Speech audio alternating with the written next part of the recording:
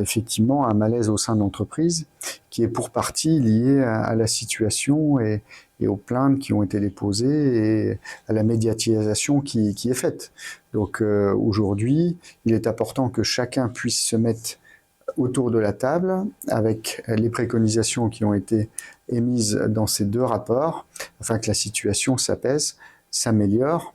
Vogelis, c'est une très belle entreprise qui loge aujourd'hui 28 000 Vosgiens, qui se développe, qui a un parc qui se développe, avec un taux de satisfaction des locataires qui est très élevé, de 91%, et un taux de vacances qui est très bas. Donc Vogelis, c'est plutôt une entreprise qui se porte bien.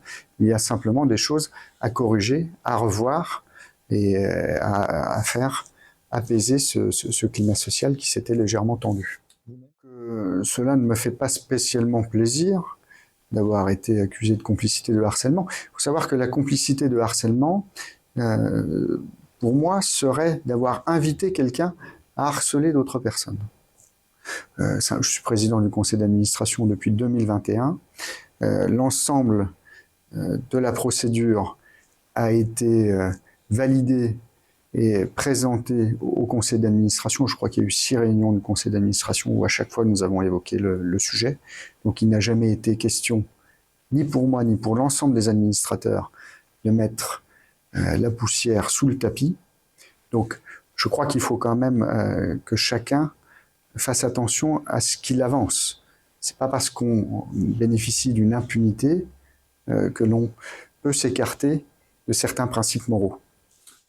Le conseil d'administration a décidé de maintenir sa confiance au directeur général et m'a également renouvelé sa confiance. Il faut savoir que le conseil d'administration de Vogelis, il est composé bien sûr d'élus, notamment d'élus départementaux, de présidents d'intercommunalités, de personnes qualifiées.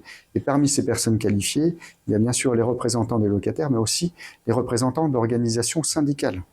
Voilà. À l'unanimité des membres présents aujourd'hui, les fonctions du directeur général, nous avons confirmé notre confiance au directeur général et ils m'ont confirmé leur confiance.